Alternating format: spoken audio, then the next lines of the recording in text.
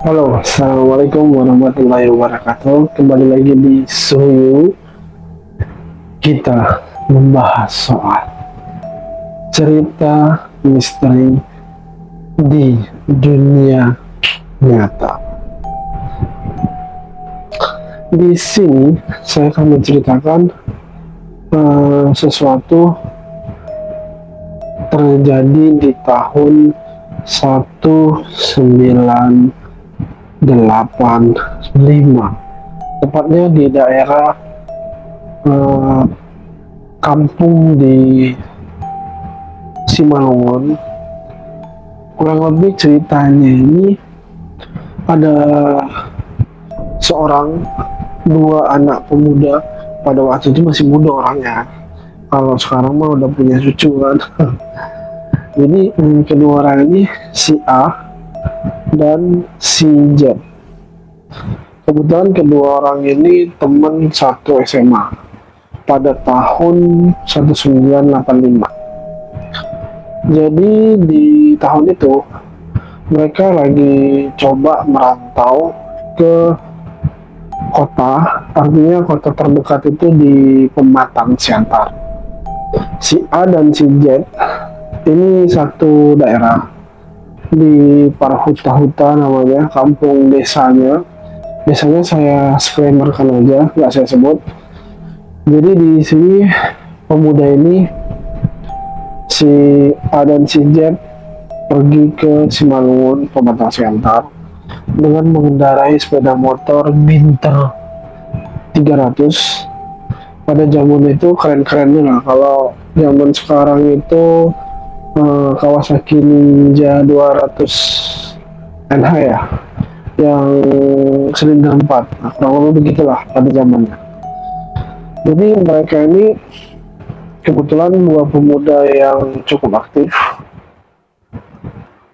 Mereka mencoba melamar di salah satu perusahaan BUMN, yaitu PT PLN.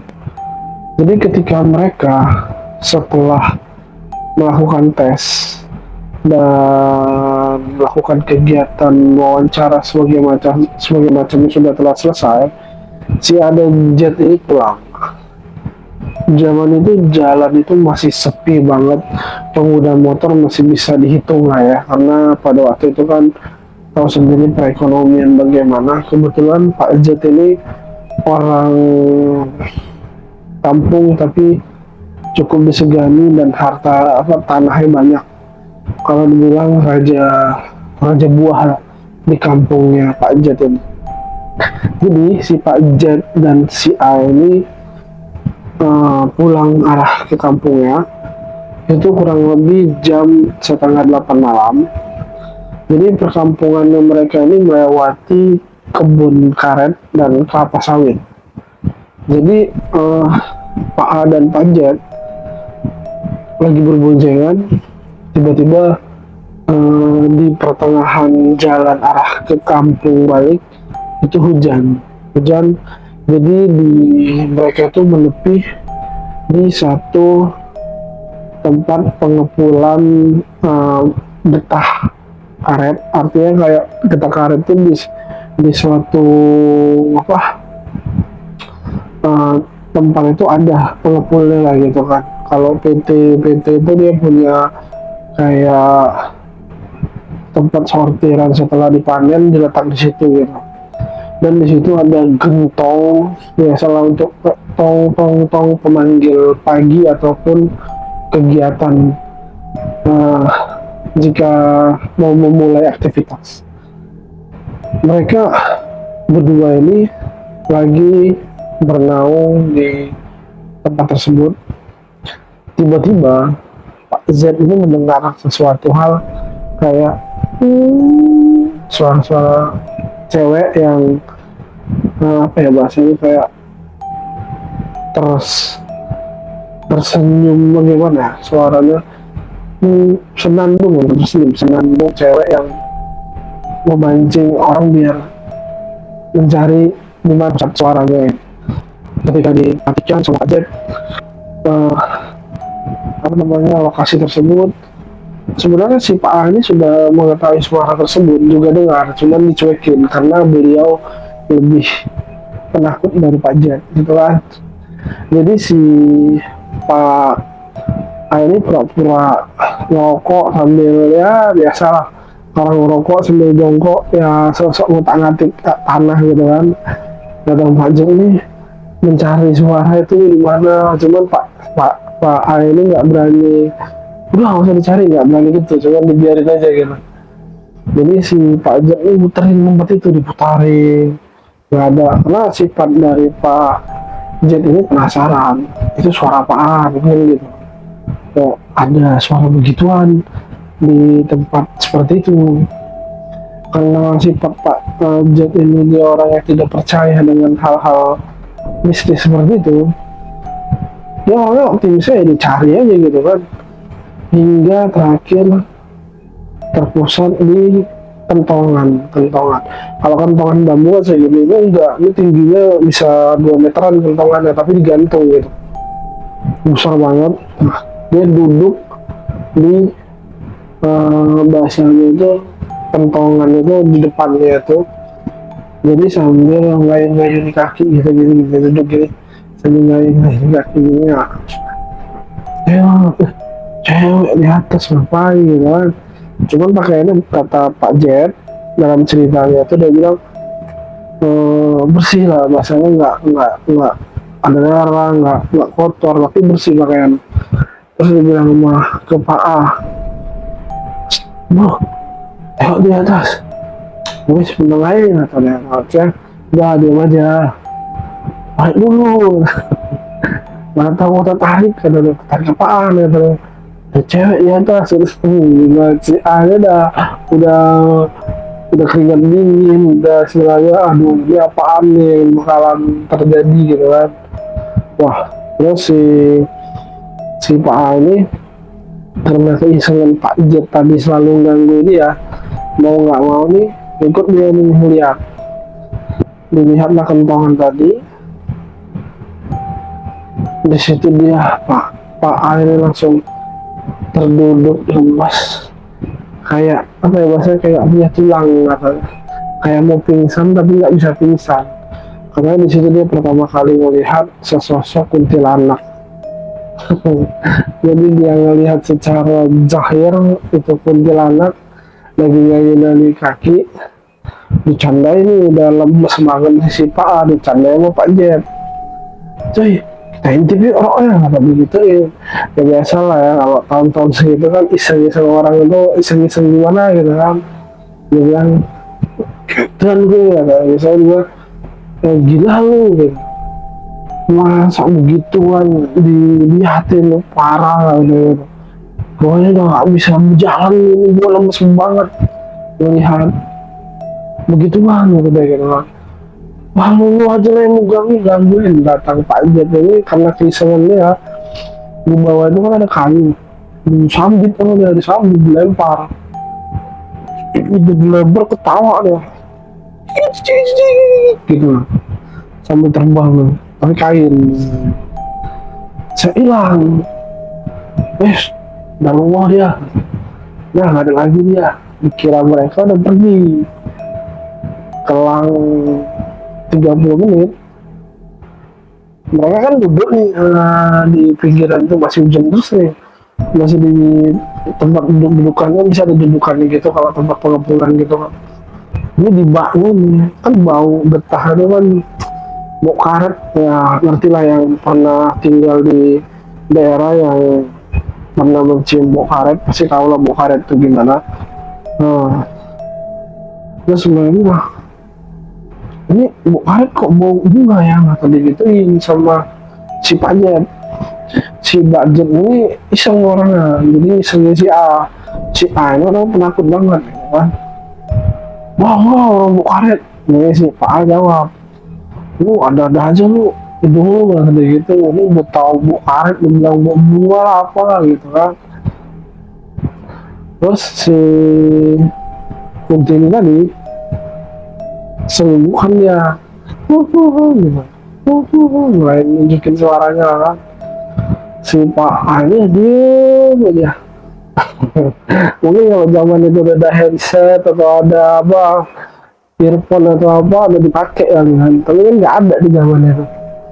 Udah nggak bisa ditutup telinga ya karena dengar suara begitu. Dan si Pajit ini udah tahu ada suara gitu, dicari lagi sama dia. Ini di mana nih suara? Ini si Pak akhirnya bilang, oh iseng banget lo, begitu kan dicariin, kurang kerjaan banget. Apa kamu lihat mukanya, aku belum lihat mukanya, Pak Jet. Mereka penasaran karena dia lihat tadi belakangnya doang tuh. Karena dia orang yang bahasanya nggak percayaan sama nggak penakut itu beda ya. Jadi dia ya kalau udah nggak percaya ya udah berarti itu orang lah anggapan dia gitu kan. Cari nggak nemu, cuman adanya di dalam bak penampungan karet tadi itu kan bau gitu kan. Dia bilang ngapain perempuan di dalam bak penampungan itu gitu kan. Jadi diintip tuh sama Pak Jet, gitu diintip kata Pak Jet.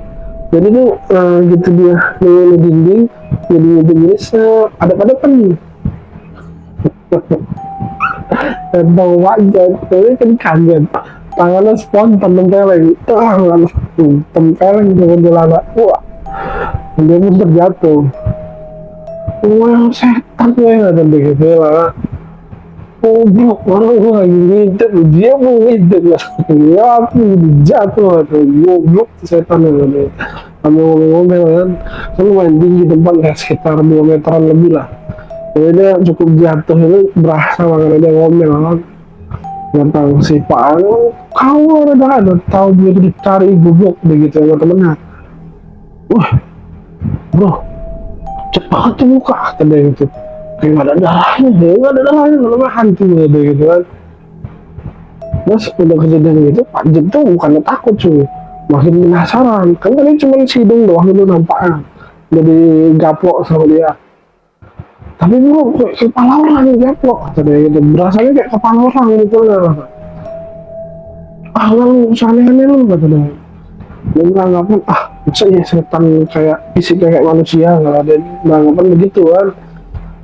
Udah akhirnya si Pak Jet ini nunggu rintik-rintik hujan mulai reda, si Pak Jet melihat apa namanya, udah bisa lah jalan pulang. Nah si Pak Jet udah yuk jalan yuk, udah bisa nih, udah gak terus banget kata dia gitu kan.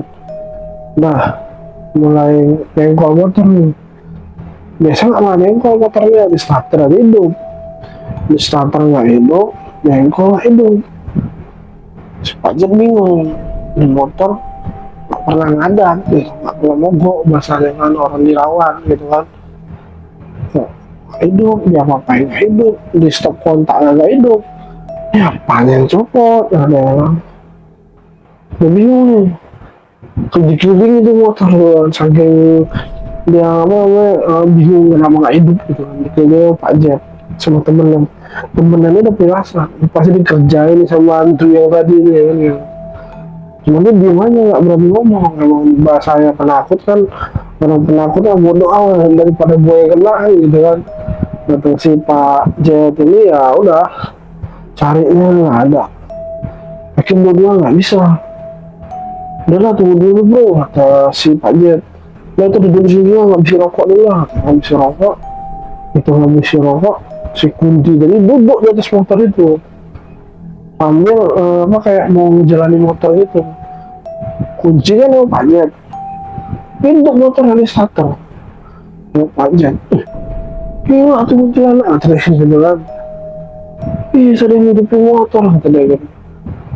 Bisa gitu itu nyata apa gimana, kuncinya aku loh kata dia. Zaman dulu kan apa namanya stop kontak dia putar-putar doang hidup gitu kan. Ya kalau di hal gaib kan ya kita nggak tahu gimana cara dia bisa hidup kan. Yang jelas motor itu hidup kata, tanpa kunci itu hidup. Datang Pak Jet ini karena dia nggak takut, yang tadi buat nyambit tadi waktu di kentongan disambit sama dia, itu diambil lagi disambitkan lagi ke motornya. Dia udah mau nyampe kayunya sih kenceng banget, terbangnya tuh lucu kayak emang kayak kain ditarik gitu loh, zer gitu deh, kata si Pak Jet. Iya, terus dibacai kulhuan si Pak Jet, tiga kul lah kata dia, baru tuh motor hidup lagi, hidup ke jalan, udah mau sampai rumah itu melewati bahasanya apa ya, sungai, tapi ada jembatan itu dibangun sama orang Belanda tapi pakai tumbal manusia gitu. Jadi itu jembatan cukup angker lah pada zamannya mereka, karena sering dilihat sih kalau ada maghrib nanti ada yang duduk tanpa kepala, ada yang duduk sosok perempuan gitu gitulah kalau udah maghrib atau malam hari lewat dari atas jam 10. Karena lumayan lah di tengah sawit ada kampung, masuk lagi sawit ada kampung lagi gitu loh, bahasanya ada orangnya sampai masuknya gitu kan. Jadi si Pak Joni juga masuk lewat jembatan sungai tadi, dia udah wanti-wanti di depan nih kan, wah ada apa ya depan nih, dia udah penasaran nih.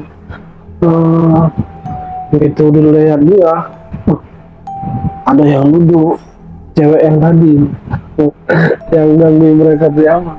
Nah usah nih beruan diganggu gitu sampai sini. Si kawannya ini diem sambil menangis, udah terkencing di sana kata aja. Dia bilang, parah lu kencing motor gua gitu kan, karena saking takutnya. Karena dia diikuti mereka ini sampai udah mau sampai rumah. Tanpa jam ini lewat tanya nih sebelah dia, ditengokin aja si perempuan, cuman perempuannya di jongkok aja sambil milih gitu kan. Itu mereka lewat, tapi nggak ada gangguan yang lebih lagi dari yang tempat tadi awal mereka jumpa sama sosok itu kan. Begitu sampai rumah ya dimarah-marahin lah tuh si temennya tuh kan, lu parah lu ngencing motor gua, lu takut lu tapi jangan sampai ngompol dong kan, ada gitu kan. Ya di Senin lah maksudnya kan, gila lu tahu hantu lu malah diajak bercanda, lu parah lu bener ya, temen lu ada deh. Yang satu menakut, yang satu nggak percaya sama begituan, jadi ya agak gimana gitu kan. Gitulah dari ceritanya Pak A dan Pak Z. Yang mengirim itu adalah Pak Z. Dia menceritakan kisahnya di tahun 85-an. Ya kalau dibilang di zaman itu ya masih apa ya bahasanya, ya cukup masih virgin banget lah lokasi pun ataupun daerah tempat-tempat yang namanya masih di daerah pasti masih asli banget, masih tidak di apa namanya tercemar, artinya hutannya masih hutan, kampungnya masih kampung banget gitu kan. Listrik pun paling ada sebagian udah dapet, ada yang belum kayak gitu. Itulah dari kisah dari kota Simalungun. Dia jatuhnya Simalungun, biasanya nggak saya sebut, pokoknya desa Simalungun aja saya buat. Jadi itulah kisahnya Pak A dan Pak Z. Kalau saya beri judul nanti si penakut dan si pemberani. Karena cerita itu kocak sih kalau saya bilang. Punya temen nggak percayaan, tapi punya temen satu lagi yang penakutnya mau ujubilah gitu. Jadi si Pak Z ini dia udah pensiun dari PT PLN karena dia lulus, sedangkan Pak Z ini dia nggak di PT PLN tapi mainkan di ASN-nya polisi lah gitu, yang kayak bagian samsat gitu, dan juga baru pensiun. Jadi kedua orang ini sekarang tuh masih berteman baik, cuman julukannya sekarang sudah berubah, tidak si penakut dan pemberani, tapi melainkan yang satu pendengarannya agak sudah mulai berkurang, sedangkan yang satu orangnya emosional. Jadi si pemarah dan si kurang mendengar. Gitulah kalau dari kisah mereka bilang. Jadi julukan mereka ini agak sedikit unik dari tahu apa namanya, dari masa ke masa mereka yang menceritakannya cukup kocak. Saya bilang berani dan tidak percaya itu dua hal yang berbeda, tapi saling mengikuti. Jadi ada positifnya ya, kalau berani ya berani, nggak percaya nggak percaya. Jadi intinya jadi kayak ya udah optimis aja modelnya. Terima kasih yang udah buat nonton, terima kasih yang buat like, tolong dibantu ya subscribe-nya biar kita buat cerita lagi untuk bacakan cerita-cerita yang udah kirim email. Nanti kirim email di sini ya, kalau nggak di sini deh, nanti saya sematkan ada emailnya. Ya udah, hari ini cukup sekian. Mohon maaf jika ada salah-salah kata, salah-salah penyebutan, dan mohon maaf jika banyak kekurangan dalam video ini. Terima kasih sudah yang menonton, terima kasih yang sudah follow, dibantu-bantu. Assalamualaikum warahmatullahi wabarakatuh. Salam sehat, salam waras.